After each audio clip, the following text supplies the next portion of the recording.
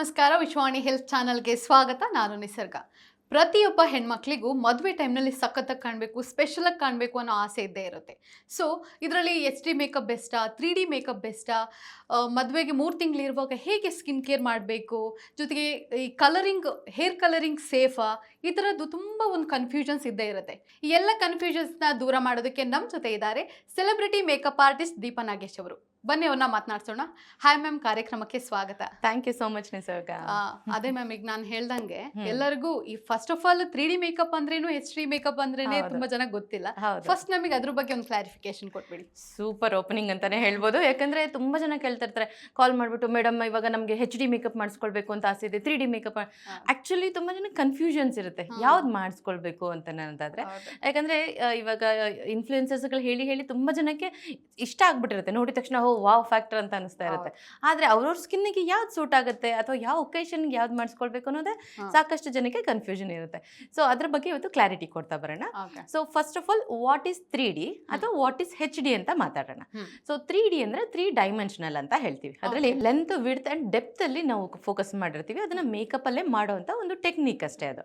So ಇದರಲ್ಲಿ ಸಾಕಷ್ಟು ರೀತಿಯ ಪ್ರಾಡಕ್ಟ್ಸ್ಗಳನ್ನ ಯೂಸ್ ಮಾಡಿಕೊಂಡು ನಾವು ಅದರಲ್ಲಿ ಶೇಡ್ಸ್ಗಳನ್ನ ಮೇಂಟೈನ್ ಮಾಡ್ತೀವಿ. ಅಂದ್ರೆ ಫಾರ್ ಎಕ್ಸಾಂಪಲ್, ಈಗ ನೋಸ್ ತುಂಬಾ ಚಿಕ್ಕದಾಗಿರುತ್ತೆ ಅನ್ಕೊಳ್ಳಿ, ಇಲ್ಲಿ ಡಾರ್ಕರ್ ಶೇಡ್, ಇಲ್ಲಿ ಲೈಟರ್ ಶೇಡ್, ಆಮೇಲೆ ಹೈಲೈಟರ್ ಕೊಟ್ಟಾಗ ಲೆಂತ್ ಅಂಡ್ ವಿಡ್ತ್ ಜೊತೆಗೆ ಡೈಮೆನ್ಷನ್ ಎಲ್ಲ ಸೇರ್ಕೊಂಡಾಗ ಚೆನ್ನಾಗಿ ಕಾಣಿಸ್ತಾ ಇರುತ್ತೆ. ಎವ್ರಿ ಟೈಮ್ ಅವರು ಹೋಗಿ ಸರ್ಜರಿ ಮಾಡಿಸ್ಕೊಳ್ಬೇಕಂತ ಏನಿರೋದಿಲ್ಲ. ಸೊ ಜಾ ಲೈನ್ ಸ್ಕಲ್ಪ್ಟ್ ಮಾಡೋದಾಗಿರ್ಬೋದು, nose sculpting, cheek sculpting, even ice ನ 3D ಮಾಡ್ತಿರ್ತೀವಿ, ಐ ಬ್ರೋಸ್ ನ ಕೂಡ 3D ಮಾಡ್ತೀವಿ, ಲಿಪ್ಸ್ ನ ಕೂಡ 3D ಮಾಡ್ತಿರ್ತೀವಿ. ಸೊ ಹೀಗೆ ಅದನ್ನು ಟೆಕ್ನಿಕ್ ಅಂತಾನೆ ಹೇಳ್ಬೋದು. ಅಂದ್ರೆ ನಾರ್ಮಲ್ ಪ್ರಾಡಕ್ಟ್ಸ್ ಗಳು, ಮನೇಲಿರುವಂತ ಪ್ರಾಡಕ್ಟ್ಸ್ ಗಳನ್ನೇ ನಾವು ಸ್ವಲ್ಪ ಆ ಟೆಕ್ನಿಕ್ಸ್ ಗಳನ್ನ ಯೂಸ್ ಮಾಡ್ಕೊಂಡ್ರೆ ಮನೇಲೇನೋ 3D ಮೇಕಪ್ ನ ಮಾಡ್ಕೊಳ್ಬಹುದು.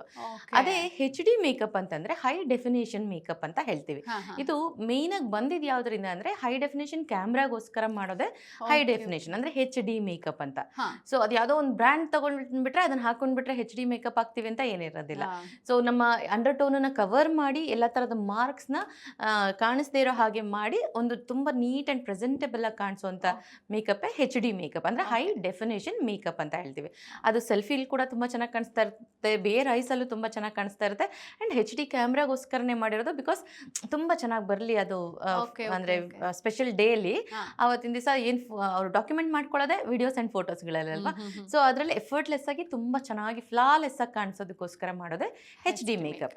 So 3D is all about techniques, HD is all about good products ಅಥವಾ ಕವರೇಜ್ ಅಂತ ಹೇಳೋದಕ್ಕೆ ಇಷ್ಟಪಡ್ತೀನಿ. ಸೊ ಇದನ್ನ ಯಾರೋ ಸ್ಪೆಷಲಿಸ್ಟ್ಗಳೇ ಮಾಡಬೇಕು, ನಾವು ಮಾಡ್ಕೊಳಕ್ಕಾಗಲ್ಲ, ಅದೆಲ್ಲ ಮಿತ್ ಅಷ್ಟೇನೆ. ಒಂದು ಸತಿ ಟೆಕ್ನಿಕ್ ಗೊತ್ತಾಗೋಗ್ಬಿಟ್ರೆ ಯಾರು ಬೇಕಾದ್ರೂ 3D ಅಥವಾ HD ನ ಮಾಡ್ಕೊಳ್ಬಹುದು. ಸೆಲ್ಫ್ ಮಾಡ್ಕೊಳ್ಳುವಾಗ್ಲೂ ಇಟ್ಸ್ ವೆರಿ ಈಸಿ.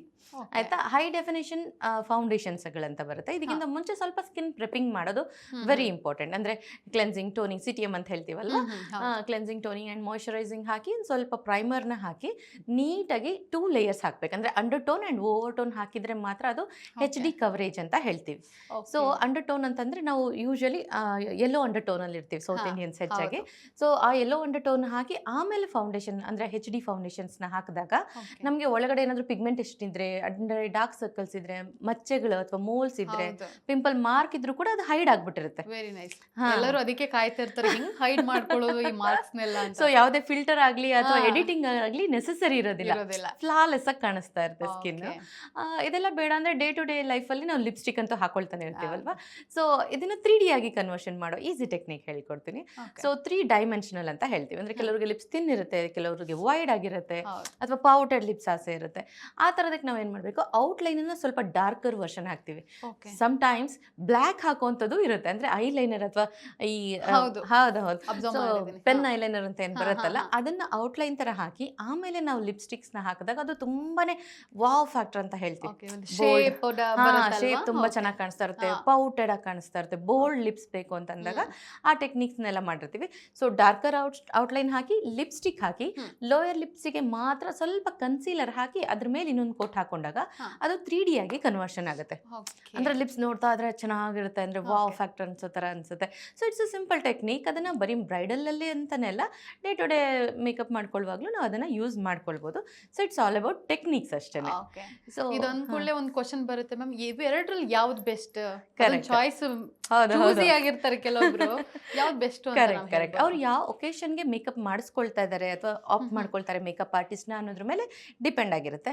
ಇವಾಗ ಬಿಗ್ ಫಂಕ್ಷನ್, ಇವಾಗ ಮದುವೆ ಹುಡುಗಿರಿಗಾಗಲಿ ಅಥವಾ ಒಂದು engagement function, red carpet makeup, ಈ ಥರ ತುಂಬ ದೊಡ್ಡ ಒಕೇಶನ್ ಇದೆ ಅಥವಾ ಲೈಟಿಂಗ್ ತುಂಬ ಜಾಸ್ತಿ ಇರುತ್ತೆ, ಒಂದು HD ಕ್ಯಾಮ್ರಾದಲ್ಲಿ ಇವ್ರ ಫೋಟೋಸ್ ಅಥವಾ ವಿಡಿಯೋಸ್ ಕ್ಯಾಪ್ಚರ್ ಆಗ್ತದೆ ಅಂದಾಗ HD ಮೇಕಪ್ ಮಾಡಿಸ್ಕೊಳ್ಳೋದು ಬೆಟರ್ ಇರುತ್ತೆ. ಸುಮ್ಮನೆ ಇವಾಗ ಒಂದು ಸಣ್ಣ ಪುಟ್ಟ ಫಂಕ್ಷನ್ಸ್ಗಳಿಗೆ ಅಥವಾ ಯಾವುದೋ ವೆಡ್ಡಿಂಗ್ ಗೆಸ್ಟ್ಗಳೆಲ್ಲ HD ಮೇಕಪ್ ಮಾಡಿಸ್ಕೊಳ್ಳೋ ಅಗತ್ಯ ಅಷ್ಟೊಂದಿರೋದಿಲ್ಲ. ಬಿಟ್ರೆ ಹೌದು ಹೌದು. ಸೊ ಬ್ರೈಡಲ್ ಮೇಕಪ್ ಅಲ್ಲಿ ನಾವು ಜಾಸ್ತಿ HD ಮೇಕಪ್ನೇ ಪ್ರಿಫರ್ ಮಾಡ್ತೀವಿ, ಹೈ ಡೆಫಿನೇಷನ್. ಹೌದು, ಮೇನ್ಲಿ ಅಲ್ಲಿ ಫೋಟೋನೇ ಚೆನ್ನಾಗಿ ಹೌದು ಹೌದು ಹೌದು, ಅದೇ ಅಲ್ವಾ ಡಾಕ್ಯುಮೆಂಟ್ ಆಗೋದು ಲೈಫ್ ಲಾಂಗ್. ಸೊ ಹಾಗಾಗಿ ಆ HD ಮೇಕಪ್ ಎಲ್ಲ ತುಂಬಾ ಚೆನ್ನಾಗಿ ಕಾಣಿಸ್ತಾ ಇರುತ್ತೆ. ಬಟ್ ಎವ್ರಿ ಡೇ ಅಥವಾ ನನ್ನ ಹತ್ರ ಆಲ್ರೆಡಿ HD ಮೇಕಪ್ ಪ್ರಾಡಕ್ಟ್ಸ್ ಇದೆ ಅಂತ ಸುಮ್ಮನೆ ಹಾಕೊಳ್ತಾ ಇರೋದು ಆದಷ್ಟು ಬೇಡ ಅಂತ ಹೇಳಕ್ಕೆ ಇಷ್ಟಪಡ್ತೀನಿ. ಬಿಕಾಸ್ HD ಮೇಕಪ್ ಅಲ್ಲಿ ನಾವು ಪೋರ್ಸ್ನೆಲ್ಲ ಅಂದ್ರೆ ಕವರ್ ಅಪ್ ಮಾಡ್ಬಿಟ್ಟಿರ್ತೀವಿ, ಕನ್ಸೀಲರ್ಸ್ ಹಾಕಿರ್ತೀವಿ, ಪ್ರೈಮರ್ಸ್ ಎಲ್ಲ ಹಾಕಿರ್ತೀವಲ್ಲ, ಸೊ ಕ್ಲಾಗ್ ಆಗುತ್ತೆ, ಪೋರ್ಸ್ ಎಲ್ಲ ತುಂಬಾ ಕ್ಲಾಗ್ ಆಗ್ಬಿಡುತ್ತೆ. ಅವಾಗ ಬ್ರೀದಬಿಲಿಟಿ ಇರೋದಿಲ್ಲ ಸ್ಕಿನ್ ಅಲ್ಲಿ. ಅವಾಗ ಏನಾಗುತ್ತೆ ಅಂದ್ರೆ ಲೇಟರ್ ಆನ್ ಅಂದ್ರೆ ಕಂಟಿನ್ಯೂಸ್ ಆಗಿ ಸುಮ್ಮನೆ ಹಾಗೆ ಮೇಕಪ್ ಮಾಡ್ಕೊಳ್ತಾ ಇದ್ರೆ open pores problem, sometimes pimple ಬರುವಂತ ಚಾನ್ಸಸ್ ಇರುತ್ತೆ. 1 or 2 days ಒಕೇಶನಲಿ ಹಾಕೊಳ್ಳೋದ್ರಿಂದ ಏನು ಪ್ರಾಬ್ಲಮ್ ಇರೋದಿಲ್ಲ. But day to day life ಅಲ್ಲಿ ಅಥವಾ ಸಣ್ಣ ಪುಟ್ಟ ಒಕೇಶನ್ಗೆಲ್ಲ ಇದ್ರ ಮೇಲೆ ಡಿಪೆಂಡ್ ಆಗೋದು ನನಗೆ ಅಷ್ಟೊಂದು ಬೇಡ ಅಂತ ಅನ್ಸುತ್ತೆ. ಓಕೆ, ಒಳ್ಳೆ ವೆಕೇಶನ್ಗಳಿಗೆ ಇದು ಯೂಸ್ಫುಲ್ ಅಂತ. ಓಕೆ, ದೆನ್ ಮ್ಯಾಮ್ ಈಗ ಒಂದು ಬ್ರೈಡಲ್ಗೆ ರೆಡಿ ಆಗಬೇಕಾದ್ರೆ ಮೇಕಪ್ ಮಾಡ್ಕೊಳ್ಬೇಕಾದ್ರೆ ಹೇಗೆ ಪ್ರಿಪರೇಷನ್ ಹೇಗಿರಬೇಕು ಮದುಮಗಳಾಗಿರ್ಬೋದು? ಒಳ್ಳೆ ಕ್ವಶನ್ ಕೇಳಿದ್ರಿ ನಿಸರ್ಗ. ಯಾಕಂದ್ರೆ ತುಂಬಾ ಜನಕ್ಕೆ ಅದು ಅಂದ್ರೆ ಹೆಂಗೆ ನಾನು ಹೆಂಗೆ ಬಿಗ್ ಡೇಗೆ ರೆಡಿ ಆಗಬೇಕು ಅಂತ ಇರುತ್ತೆ. ಸೊ ಫಸ್ಟ್ ಆಫ್ ಆಲ್ ಒಂದು ಒಕೇಶನ್ಗೆ ಇವ್ರು ರೆಡಿ ಆಗ್ತಿದ್ದಾರೆ ಅಂದ್ರೆ ಯಾವ ಟೈಮಲ್ಲಿ ಅಂದ್ರೆ ಡೇ ಮೇಕಪ್ ಬೇಕಾ ಅಥವಾ ನೈಟ್ಗೆ ಅವ್ರು ಮೇಕಪ್ ಚೂಸ್ ಮಾಡ್ಕೊಳ್ತಾ ಇದ್ದಾರಾ ಅಥವಾ ಬರೀ ಮೇಕಪ್ ಮೇಲೆ ಡಿಪೆಂಡ್ ಆಗಿರೋದಕ್ಕಿಂತ ನನ್ನ ಅಡ್ವೈಸ್ ಏನು ಅಂತಂದ್ರೆ ಸ್ಕಿನ್ನೇ ಒಂದು 3 months ಇಂದ ಪ್ರೆಪಿಂಗ್ ಮಾಡ್ಕೊಳ್ಬೇಕು. ಪಾರ್ಲರ್ಗೆ ಹೋಗಿ 3 months ಪ್ರೆಪಿಂಗ್ ಮಾಡ್ಕೊಳ್ಬೇಕನ್ನೋ ಅಗತ್ಯ ಖಂಡಿತ ಇಲ್ಲ. ತುಂಬಾ ಜನಕ್ಕೆ ಮಿತ್ತಿರುತ್ತೆ, ಮದುವೆ ಫಿಕ್ಸ್ ಆದ ತಕ್ಷಣ 3 ತಿಂಗಳು ಪ್ರಿಪ್ರೇಷನ್ ಪಾರ್ಲರ್ಗೆ ಹೋಗಿ ಮಾಡ್ಕೊಳ್ಬೇಕಂತ. ಎವ್ರಿ ಡೇ ಪಾರ್ಲರ್ ಬರೋದಕ್ಕೆ first of all practically time ಇರೋದಿಲ್ಲ ಅವ್ರಿಗೆ. ಆಮೇಲೆ ತುಂಬಾ ಫ್ರೀಕ್ವೆಂಟ್ ಆಗಿ ಮಾಡಿಸ್ಕೊಳ್ಳೋ ಅಗತ್ಯ ಖಂಡಿತ ಇರೋದಿಲ್ಲ. ಮಂತ್ಲಿ ಒನ್ಸ್ ತರ ಅವರು ಸ್ಕಿನ್ ಪ್ರಿಪರೇಷನ್ ಅಥವಾ ಸ್ಕಿನ್ ಪಾಲಿಶಿಂಗ್ ಟ್ರೀಟ್ಮೆಂಟ್ಸ್ ಎಲ್ಲ ಮಾಡಿಸಿದಾಗ ಆಟೋಮೆಟಿಕ್ ಆಗಿ ಚೆನ್ನಾಗಿರುತ್ತೆ, ಸ್ಕಿನ್ ಹೆಲ್ದಿ ಆಗಿರುತ್ತೆ, ಹೈಡ್ರೇಟ್ ಆಗಿರುತ್ತೆ. ಅವಾಗ ಬಂಡಲ್ಸ್ ಆಫ್ ಮೇಕಪ್ ಪ್ರಾಡಕ್ಟ್ಸ್ ನ ಹಾಕುವಂತ ನೆಸೆಸರಿ ಇರೋದಿಲ್ಲ. ಯಾವಾಗ ಹೆಲ್ದಿ ಸ್ಕಿನ್ ಇರುತ್ತೋ ಅವಾಗ ವೆರಿ ಲೆಸ್ಸರ್ ಮೇಕಪ್ ಅಲ್ಲಿ ತುಂಬಾ ಬ್ಯೂಟಿಫುಲ್ ಆಗಿ ಕಾಣಿಸ್ಬೋದು. ಅದಕ್ಕೆ ಬೆಸ್ಟ್ ಎಕ್ಸಾಂಪಲ್ ನೀವೇನೆ. So it's really good. ಅಂದ್ರೆ ಸ್ಕಿನ್ ಚೆನ್ನಾಗಿದ್ದಾಗ ಆಟೋಮೆಟಿಕ್ ಆಗಿ ನಿಮಗೆ ತುಂಬಾ ಪ್ರಾಡಕ್ಟ್ಸ್, ಕನ್ಸೀಲರ್ ಹಾಕಬೇಕು, ಡಬಲ್ ಕೋಟ್ ಇದನ್ನೆಲ್ಲ ಹಾಕ್ಬೇಕು ಅನ್ನೋದೇನು ಇರೋದಿಲ್ಲ. ಹಾಗಾಗಿ ಒನ್ ಡೇಲಿ ನಾನು ಯಾವತ್ತೂ ಚೆನ್ನಾಗಿ ಕಾಣಿಸೋಕ್ಕೋಸ್ಕರ ಎಕ್ಸ್ಪೆನ್ಸಿವ್ ಮೇಕಪ್ ಆರ್ಟಿಸ್ಟನ್ನು ನಾವು ಹೈರ್ ಮಾಡ್ಕೊಳ್ತೀವಿ ಅನ್ನೋದಕ್ಕಿಂತ ನಾನು ಆ ಡೇಗೆ ನನ್ನ ಸ್ಕಿನ್ನೇ ಚೆನ್ನಾಗಿ ಪ್ರೆಪ್ ಮಾಡ್ಕೊಳ್ತೀನಿ ಅನ್ನೋದು ತುಂಬಾ ಬುದ್ಧಿವಂತಿಕೆ ಅಂತ ಹೇಳಕ್ಕೆ ಇಷ್ಟಪಡ್ತೀನಿ. ಈಗ ಅದೇ ಪ್ರೆಪ್ ಮಾಡ್ಕೊಳ್ಬೋದು, ಹೇಗೆ ಮಾಡ್ಬೋದು ಏನಾದರೂ ನಿಮ್ಮ ಕಡೆಯಿಂದ? ಡೆಫಿನೆಟ್ಲಿ. ಯಾಕಂದ್ರೆ ಇವಾಗ ಒಂದ್ಸತಿ ಮದುವೆ ಫಿಕ್ಸ್ ಆಗಿದೆ ಅಂದ ತಕ್ಷಣನೇ ಚೆನ್ನಾಗಿ ಬಾಡಿನ ಹೈಡ್ರೇಟ್ ಮಾಡ್ಕೊಳ್ಬೇಕು. ನೀರು ಕುಡಿಯೋದು ತುಂಬಾನೇ ಇಂಪಾರ್ಟೆಂಟ್, ಎಕ್ಸಸೈಸು ಅಷ್ಟೇ ಇಂಪಾರ್ಟೆಂಟ್. ಆ ಟೈಮಲ್ಲಿ ತುಂಬಾ ಬಿಸಿ ಇರ್ತಾರಲ್ಲ, ಹಾಗಾಗಿ ಎಕ್ಸಸೈಸಿಗೆ ಟೈಮ್ ಇರೋದಿಲ್ಲ, ಸರಿಯಾಗಿರುವಂಥ ಫುಡ್ ತಗೊಳಕ್ ಟೈಮ್ ಇರಲ್ಲ ಅಂತ ಅನ್ಕೊಂಡು ಎಂಡ್ ಆಫ್ ದ ಡೇ ನಾವು ಏನಾಗ್ಬಿಡ್ತೀವಿ ಅಂದ್ರೆ ಸ್ಕಿನ್ ವೀಕ್ ಅಂದ್ರೆ ಡಲ್ ಆಗಿ ಕಾಣಿಸ್ತಾ ಇರುತ್ತೆ, ಬಾಡಿನೂ ವೀಕ್ ಆಗ್ಬಿಟ್ಟಿರುತ್ತೆ. ಸೊ ಚೆನ್ನಾಗಿ ಹೈಡ್ರೇಟ್ ಮಾಡ್ಕೊಳ್ಬೇಕು. ಫ್ರೆಶ್ ಫ್ರೂಟ್ ಜ್ಯೂಸ್, ಎಳ್ನೀರನ್ನ ಚೆನ್ನಾಗಿ ಕುಡಿಯೋದ್ರಿಂದ ಆಟೋಮೆಟಿಕ್ ಆಗಿ ಸ್ಕಿನ್ ಗ್ಲೋ ಆಗೋದಕ್ಕೆ ಸ್ಟಾರ್ಟ್ ಆಗುತ್ತೆ. ಮನೇಲಿ ನಾನು ಹೇಳ್ಕೊಡೋ ಇವಾಗ ಸಣ್ಣ ಪುಟ್ಟ ರಿಜಿಮ್ಸ್ಗಳನ್ನ ಫಾಲೋ ಮಾಡ್ತಾ ಬಂದ್ರೆ ಸಾಕು. ಅಂದ್ರೆ ಇಟ್ಸ್ ಅ ಕಂಟಿನ್ಯೂಸ್ ಪ್ರೋಸೆಸ್ ಅಂತ ಹೇಳ್ತೀವಿ. ಬರೀ ಅಂದ್ರೆ ಮದುವೆ ಹೆಣ್ಣಿಗೆ ಅಂದ್ರೆ ಬ್ರೈಡ್ಗೆ ಮಾತ್ರನೆಲ್ಲ ಇದು ಎಲ್ಲರಿಗೂ ಯೂಸ್ಫುಲ್ ಆಗುವಂಥ ಟಿಪ್ಸ್. ಎವ್ರಿ ಡೇ ನಾವೇನು ಮಾಡಬೇಕು ಅಂತಂದರೆ ಕ್ರೀಮ್ಗಳು ಅಥವಾ ಸಿರಮ್ಗಳು ಅದಂತರ ಕೆಮಿಕಲ್ ಪ್ರೋಸೆಸ್ನೇ ಮಾಡ್ತಾ ಇರೋದಕ್ಕಿಂತ ಬೆಳಿಗ್ಗೆ ಎದ್ದ ತಕ್ಷಣ ಬರೀ 1 ಟೀಸ್ಪೂನ್ ಹಸಿ ಹಾಲನ್ನ ಮುಖಕ್ಕೆ ಹಚ್ಕೊಳ್ಬೇಕು. 20 minutes ಬಿಟ್ಟು ವಾಶ್ ಮಾಡಬೇಕು. ಇದು ಮಾರ್ನಿಂಗಲ್ಲೇ ನಮಗೆ ಸ್ಕಿನ್ನನ್ನು ಫುಲ್ ಫ್ರೆಶನ್ ಅಪ್ ಮಾಡಿಬಿಡುತ್ತೆ. ಅಂದರೆ ಕ್ಲೆನ್ಸರ್ ಟೈಪ್. ಕ್ಲೆನ್ಸರು ಟೋನರ್ ಎರಡೂ ಒಟ್ಟಿಗೆ ಆಗುತ್ತೆ. ಹಾಗಾಗಿ ಆಟೋಮೆಟಿಕ್ ಆಗಿ ಸ್ಕಿನ್ ನ್ಯಾಚುರಲಿ ಗ್ಲೋ ಆಗೋದಕ್ಕೆ ಸ್ಟಾರ್ಟ್ ಆಗುತ್ತೆ. ಸ್ನಾನ ಮಾಡ್ಬೇಕಂತಂದ್ರೆ ಬೆಣ್ಣೆಗೆ ಸ್ವಲ್ಪ ಸ್ಯಾಫ್ರನ್ ಹಾಕಿ ಡಬಲ್ ಬಾಯ್ಲ್ ಮಾಡಿ ತೆಗೆದಿಟ್ಕೊಂಡಿರ್ಬೇಕು. ಇದನ್ನ ಸ್ಯಾಫ್ರನ್ ಬಟರ್ ಅಂತ ಹೇಳ್ತೀವಿ. ಅದನ್ನ ನೀಟಾಗಿ ಫೇಸಿಗೆ ಹಚ್ಚಿಬಿಟ್ಟು 20 minutes ಬಿಟ್ಟು, ಓವರ್ ಮಸಾಜ್ ಮಾಡೋಂಥ ಅಗತ್ಯ ಖಂಡಿತ ಇಲ್ಲ. ಸೊ 20 minutes ಬಿಟ್ಟು ಜಸ್ಟ್ ವಾಶ್ ಮಾಡ್ತಾ ಬಂದ್ರೆ 3 months ಇವ್ರು ಕನ್ಸಿಸ್ಟೆಂಟ್ ಆಗಿ ಈ ಥರ ಮಾಡಿದ್ರೆ ಯಾವ ಪ್ರೈಮರ್ದು ನೆಸೆಸರಿ ಇಲ್ಲ, ಅಷ್ಟು ಸ್ಕಿನ್ ಗ್ಲೋ ಆಗಕ್ಕೆ ಸ್ಟಾರ್ಟ್ ಆಗುತ್ತೆ. ಬ್ರೈಡಲ್ ಗ್ಲೋ ಅಂತ ಏನು ಹೇಳ್ತೀವಿ, ಮನೇಲೆ ಸಿಗುವಂಥದ್ದು. ಸೊ ಬ್ರೈಡಲ್ ಗ್ಲೋ ಅಲ್ಲಿಂದಾನೇ ಬಂದ್ಬಿಟ್ಟಿರುತ್ತೆ. ನೋಡಿದ ತಕ್ಷಣ ಮದುಮಗಳು ಎಷ್ಟು ಗ್ಲೋ ಆಗಿದ್ದಾಳೆ ಅಂತ ಹೇಳ್ತೀವಲ್ಲ, ಹೌದು. ಮದುವೆ ಮನೇಲಿ ಕಾಣಲಿಲ್ಲ ಮಾರನೇ ಸರ್ ರಿಯಲ್ ಕಾಣ್ಬೇಕು. ಸೊ ಅದು ತುಂಬಾ ಚೆನ್ನಾಗಿ ವರ್ಕ್ ಆಗುತ್ತೆ. ನನಗೆ ಬರೋ ಪ್ರತಿಯೊಂದು ಬ್ರೈಡ್ಗಳಿಗೂ ನಾನು ಹೇಳಿ ಕಳಿಸೋಂಥ ಬೆಸ್ಟ್ ಟಿಪ್ ಅಂದ್ರೆ ಇದೇನೆ. ಇದು ವರ್ಕ್ ಆಗಿದೆ, ತುಂಬಾ ಚೆನ್ನಾಗಿ ವರ್ಕ್ ಆಗಿದೆ. ಆಲ್ಮೋಸ್ಟ್ 20-25 years ಇಂದ ನಾನು ಎಲ್ಲರಿಗೂ ಸಜೆಸ್ಟ್ ಕೂಡ ಮಾಡಿದ್ದೀನಿ ಇದನ್ನ. ರಿಸಲ್ಟ್ ತುಂಬಾ ಚೆನ್ನಾಗಿದೆ. ಬಟ್ ಯಾರು ಯೂಸ್ ಮಾಡಬಾರ್ದು ಅಂತಂದ್ರೆ ಪಸ್ ಓರಿಯೆಂಟೆಡ್ ಪಿಂಪಲ್ ಇರೋಂಥವ್ರು ಬಟರ್ನ ಯೂಸ್ ಮಾಡೋದು ಬೇಡ ಅಂತ ಹೇಳ್ತೀನಿ. ಪಸ್ ಜಾಸ್ತಿ ಆಗುವಂತ ಚಾನ್ಸಸ್ ಇರುತ್ತೆ, ಅವರೊಬ್ರು ಬಿಟ್ಟು ಇನ್ನು ಮಿಕ್ಕಿದವರೆಲ್ಲ ಯೂಸ್ ಮಾಡ್ಕೊಳ್ಬೋದು. ಇನ್ನು ಯಾರಿಗಾದ್ರೂ ಬೇರೆ ಕಂಡೀಷನ್ ಇರೋರಿಗೆ ಸ್ಕಿನ್, ಕೆಲವರಿಗೆ ಲ್ಯಾಕ್ಟಿಕ್ ಅಲರ್ಜಿ ಅಂತ ಇರುತ್ತೆ, ಮಿಲ್ಕ್ ಅಂಡ್ ಮಿಲ್ಕ್ ಪ್ರಾಡಕ್ಟ್ಸ್ ಹಚ್ಚಿದ್ರೆ ಸಾಕು ಅಲರ್ಜಿ ಆಗುತ್ತೆ, ಆ ಥರದವ್ರು ಮಾತ್ರ ಬೇಡ, ವೆರಿ ರೇರ್ ಕೇಸ್ ಅದು. ಬಟ್ ಇನ್ ಜನರಲ್ ಎಲ್ಲರಿಗೂ ತುಂಬಾ ಚೆನ್ನಾಗಿ ಯೂಸ್ ಆಗುತ್ತೆ. ನಾವು ಫೇಶಿಯಲಲ್ಲೂ ಮಾಡುವಾಗ ಅವ್ರಿಗೆ ಏನು ಮಾಡ್ತೀವಿ ಅಂದರೆ ನಾಟಿ ಹಸುವಿನ ಬೆಣ್ಣೆ ಅಥವಾ ತುಪ್ಪದಿಂದ ಮಸಾಜ್ ಮಾಡ್ತೀವಿ, ಶತದೌತ ಘೃತ ಅಂತೆಲ್ಲ ಮಾಡ್ತೀವಿ. ಅದರಿಂದ ಮಸಾಜ್ ಬ್ರೈಡಲ್ ಪ್ಯಾಕೇಜಲ್ಲಿ ಅದನ್ನ ಮಾಡೇ ಮಾಡ್ತೀವಿ, ಯಾಕಂದ್ರೆ ಅಷ್ಟು ಗ್ಲೋ ಎನ್ಹಾನ್ಸ್ ಆಗುತ್ತೆ ಅಂತ. ಪಾರ್ಲರಲ್ಲಿ ಯಾವತ್ತೋ ಒಂದು ದಿವಸ ಅವರು ಡಿಪೆಂಡ್ ಆಗೋಕ್ಕಿಂತ ಡೈಲಿ ಮನೇಲಿ ಅವ್ರು ಮಾಡ್ಕೊಳ್ತಾ ಬಂದ್ರೆ ಅದು ತುಂಬಾ ಚೆನ್ನಾಗಿ ಫಾಸ್ಟ್ ಆಗಿ ಗ್ಲೋ ಎನ್ಹಾನ್ಸ್ ಆಗುತ್ತೆ. ಹಾಗಾಗಿ ಮೇಕಪ್ ಆರ್ಟಿಸ್ಟ್ ಅಥವಾ ಮೇಕಪ್ ಮೇಲೆ ಡಿಪೆಂಡ್ ಆಗ್ಬೇಕು ನಾನು ಚೆನ್ನಾಗಿ ಕಾಣಿಸೋದು ಅನ್ನೋದು ಹೊಟ್ಟೋಗ್ಬಿಡುತ್ತೆ, ಕಾನ್ಫಿಡೆಂಟ್ ಆಗಿ ನಾನು ಚೆನ್ನಾಗಿದ್ದೀನಿ ಅನ್ನೋದು ಬಂದ್ಬಿಡುತ್ತೆ. ಹೌದು, ಅದೇ ಮ್ಯಾಮ್. ಇನ್ನಾಗಾದ್ರೆ ಮದ್ವೆಗೆ ಇನ್ 3 ತಿಂಗಳಿದೆ ಅನ್ನೋದು ಇದನ್ನೆಲ್ಲ ಮಾಡ್ತಾ ಹೋದ್ರೆ ಹೌದು. ಇನ್ನೇನಾದ್ರೂ ಆಡ್ ಮಾಡ್ಬೇಕಾ ಮ್ಯಾಮ್ ಸ್ಕಿನ್ ಗೆ ಸಂಬಂಧಪಟ್ಟ? ಬರೀ ಫೇಸ್ ಕಡೆ ಅಷ್ಟೇ ಅಲ್ಲ, ನಾವು ಹೇಳೋದು ಬಾಡಿ ಕಡೆನೂ ಫೋಕಸ್ ಮಾಡ್ಬೇಕಾಗತ್ತೆ. ಯಾಕಂದ್ರೆ ಬರೀ ಫೇಸ್ ಮಾತ್ರ ಬೆಳ್ಳಗಿದ್ದು ಬಾಡಿ ಎಲ್ಲ ಟ್ಯಾನ್ ಆಗ್ಬಿಟ್ಟಿದ್ರೆ ಫೋಟೋದಲ್ಲಿ ಕ್ಯಾಪ್ಚರ್ ಆಗುತ್ತೆ, ಇದೆಲ್ಲ ಆಗುತ್ತಲ್ಲ. ಹಾಗಾಗಿ ಬಾಡಿಗೂ ಅಷ್ಟೇ ಬಾಡಿ ಪಾಲಿಶಿಂಗ್ ಮಾಡಿಸ್ಕೊಳ್ಳೋದು ಬೆಟರ್ ಇರುತ್ತೆ, ಅಥವಾ ಮನೇಲೇನೆ ಮುಲ್ತಾನಿ ಮಿಟ್ಟಿ ಹಾಕೊಳ್ಬೋದು. ಇಲ್ಲ ಅಂತಂದ್ರೆ ಮಸೂರ್ ದಾಲ್ ಅಂತ ಬರುತ್ತೆ, ಕೆಂಪು ಕಲರ್ ಬೇಳೆ ಇರುತ್ತಲ್ಲ, ಆ ಮಸೂರ್ ದಾಲ್ನ ಪೌಡರ್ ಮಾಡಿ ಇಟ್ಕೊಳ್ಬೇಕು. ಫಸ್ಟ್ ಆಫ್ ಆಲ್ ಬ್ರೈಡ್ಗಳಿಗೆ ಟೈಮ್ ಇರಲ್ಲ, ಅದಕ್ಕೆ ಇನ್ಸ್ಟೆಂಟ್ ಆಗಿ ಮಾಡೋಂಥದ್ದನ್ನ ಹೇಳ್ಕೊಡ್ತೀನಿ. ಮಸೂರ್ ದಾಲ್ ಅಂತ ಬರುತ್ತೆ, ಅದನ್ನ ಮಿಕ್ಸಿಗೆ ಹಾಕಿ ಪೌಡರ್ ಮಾಡಿ ಇಟ್ಕೊಳ್ಬೇಕು. ಅದನ್ನ ನಾವು ರಾತ್ರಿನೇ ಏನ್ ಮಾಡ್ಬೇಕು ಅಂದ್ರೆ ಬಿಸಿ ನೀರಲ್ಲಿ ಕಲಸಿ ಇಟ್ಬಿಡ್ಬೇಕು. ಬೆಳಿಗ್ಗೆ ಅದನ್ನ ನೀಟಾಗಿ ಬಾಡಿಗೆ ಅಪ್ಲೈ ಮಾಡ್ಕೊಂಡು 10 ಮಿನಿಟ್ಸ್ ಬಿಟ್ಬಿಟ್ಟು ಲೈಟ್ ಆಗಿ ಮಸಾಜ್ ಮಾಡ್ತಾ ವಾಶ್ ಮಾಡೋದ್ರಿಂದ ತುಂಬಾ ಫಾಸ್ಟ್ ಆಗಿ ಟ್ಯಾನ್ ಕೂಡ ರೆಡ್ಯೂಸ್ ಆಗುತ್ತೆ ಅಂಡ್ ಒಂಥರ ಎನ್ಹಾನ್ಸ್ ಆಗುತ್ತೆ. ಈ ಫ್ಲಶಿ ಬ್ಲಶಿ ಅಂತ ಹೇಳ್ತೀವಲ್ವಾ, ಅದೆಲ್ಲ ತುಂಬಾ ಚೆನ್ನಾಗಿ ಎನ್ಹಾನ್ಸ್ ಆಗುತ್ತೆ. ಅಂದ್ರೆ ಕೆಲವೊಬ್ರಿಗೆ ಅರ್ಜೆಂಟ್ ಜಾಸ್ತಿ, ಇದು ಒಂದು ಎಷ್ಟು ದಿವಸ ಮಾಡ್ಬೇಕು ಮ್ಯಾಮ್? ತುಂಬಾ ಡೈಲಿ ಮಾಡ್ಬೇಕಂತೇನಿಲ್ಲ, ವೀಕ್ಲಿ ಟ್ವೈಸ್ ಮಾಡಿದ್ರು ಸಾಕು. ಬಾಡಿ ಪಾಲಿಶಿಂಗ್ ಎಲ್ಲ daily weekly twice weekly twice ಮಾಡಿದ್ರೆ ಸಾಕಾಗುತ್ತೆ. ಒಂದು 2-3 ಮಂತ್ಸ್ ಅಲ್ಲಿ ರಿಸಲ್ಟ್ ಸಿಕ್ಬಿಡುತ್ತೆ. ಹಾಗಾದ್ರೆ ಒಳ್ಳೆ ಟಿಪ್ಸ್ ಇದು, ಯೂಸ್ ಮಾಡ್ಕೊಳ್ತಾರೆ. ಆಬ್ವಿಯಸ್ಲಿ ಟ್ಯಾನ್ ಆಗಿರುತ್ತೆ, ಸಮ್ಮರ್ ಬೇರೆ. ಹೌದು. ಮ್ಯಾಮ್, ಈ ತರದೆಲ್ಲ ಸ್ಕಿನ್ ಕೇರ್ ಎಲ್ಲ ಮಾಡ್ಕೊಳ್ತಾ ಹೋಗ್ತೀವಿ. ಈಗ ಮೇಕಪ್ ಹಾಕಿದ ಕೂಡಲೇ ಅದನ್ನ ರಿಮೂವ್ ಮಾಡೋ ಕೆಲವೊಬ್ರು ವೆಟ್ ಟಿ ಶರ್ಟ್ ಕೊಂಡು ಉಜ್ಬಿಡ್ತಾರೆ. ಸೊ ನೀವು ರಿಮೂವ್ ಮಾಡೋದು ಹೇಗೆ? ಈಗ ನಾವು ಹೇಗೆ ಫೋಕಸ್ 3Dನ HD ಅಂತೆಲ್ಲ ಫೋಕಸ್ ಮಾಡಿ ಮೇಕಪ್ ಮಾಡಿಸ್ಕೊಂಡಿರ್ತೀವೋ ಅಷ್ಟೇ ಫೋಕಸ್ ಮಾಡಿ ಅದನ್ನ ರಿಮೂವ್ ಮಾಡೋದನ್ನು ತುಂಬಾ ಒಳ್ಳೇದು. ಯಾಕಂದ್ರೆ ಹಾಗೆ ಲೆಫ್ಟ್ ಓವರ್ ಅಂದ್ರೆ ಮೇಕಪ್ ನ ಲೆಫ್ಟ್ ಓವರ್ ಅಂತ ಹೇಳ್ತೀವಿ, ಹಂಗೆ ಬಿಟ್ಬಿಡೋದು ತುಂಬಾ ತಪ್ಪು. ಈಗ ಅಫ್ಕೋರ್ಸ್ 12 hours ಅಂತೂ ಸ್ಟೇ ಆಗಿರುತ್ತೆ ಮೇಕಪ್, ಬಟ್ ಲೇಟರ್ ಆನ್ ಅಂದ್ರೆ ಹಾಗೆ ಬಿಟ್ಟು ಮಲಗಿ ಬೆಳಿಗ್ಗೆ ಎದ್ದೇಳೋಷ್ಟೊತ್ತಿಗೆ ಅದು 24 hours ಆಗ್ಬಿಟ್ಟಿರುತ್ತೆ. ಸೊ ಯಾವುದೇ ಕಾಸ್ಮೆಟಿಕ್ ಆಗಲಿ ಸ್ಕಿನ್ ಫ್ರೆಂಡ್ಲಿ ಇರೋದಿಲ್ಲ. ಮಾಯಿಶ್ಚರೈಸರ್ ಈ skin friendly, but cosmetics are not skin friendly. So ಹಾಗಾಗಿ ಪೋರ್ಸ್ ಎಲ್ಲ ಕ್ಲಾಗ್ ಆಗಿರುತ್ತಲ್ಲ, ಸೊ ಅದನ್ನ ನೀಟಾಗಿ ವೈಪ್ ಮಾಡೋದಕ್ಕೆ ಯಾವ ಥರದ ಮೇಕಪ್ ಮಾಡ್ಕೊಂಡಿದ್ದಾರೆ. ಇವಾಗ ಬರೀ ಬ್ರೈಡಲ್ ಬಗ್ಗೆನೇ ಅಲ್ಲ, ಜನರಲಿ ಲಿಕ್ವಿಡ್ ಫೌಂಡೇಶನ್ ಹಾಕೊಂಡು ಹೋಗಿದ್ದಾರೆ ಅಂತಂದ್ರೆ ಜಸ್ಟ್ ಫೇಸ್ ವಾಶ್ ಮಾಡಿದ್ರೆ ಸಾಕಾಗುತ್ತೆ. ಅದೇ ಇವಾಗ ಕ್ರೀಮ್ ಓರಿಯೆಂಟೆಡ್, ಇವಾಗ HD ಮಾಡ್ಬೇಕಂದ್ರೆ ನಾವೆಲ್ಲ ಕ್ರೀಮ್ ಬೇಸ್ಡ್ ಪ್ರಾಡಕ್ಟ್ ನ ಯೂಸ್ ಮಾಡಿರ್ತೀವಿ. ಅದ್ರಲ್ಲಿ ಸ್ವೆಟ್ ಪ್ರೂಫ್, ವಾಟರ್ ಪ್ರೂಫ್ ಅಂತೆಲ್ಲ ಮಾಡುವಾಗ ನಾವು ಅಷ್ಟು ಪ್ರಾಡಕ್ಟ್ಗಳನ್ನ ಯೂಸ್ ಮಾಡಿರ್ತೀವಿ. ಅದ್ರಲ್ಲಿ ಶಿಯಾ ಬಟರ್ ಇರುತ್ತೆ, ಸೊ ಅದೆಲ್ಲ ನೀಟಾಗಿ ಅಂದ್ರೆ ವಾಟರ್ ಪ್ರೂಫ್ ಆಗ್ಬೇಕಂದ್ರೆ ಅಷ್ಟೇ ಅದು ಸಸ್ಟೈನಿಟಿ ಇರುತ್ತೆ ಅಲ್ವಾ. ಅದನ್ನ ರಿಮೂವ್ ಮಾಡೋದಕ್ಕೆ ಆಯಿಲ್ನೇ ಯೂಸ್ ಮಾಡಬೇಕು. ಆಯಿಲ್ ಬೇಸ್ಡ್ ಫೌಂಡೇಶನ್ಸ್ ಯೂಸ್ ಮಾಡಿದಾಗ ಆಯಿಲ್ ಇಂದಾನೇ ಅದನ್ನ ರಿಮೂವ್ ಮಾಡಬೇಕು.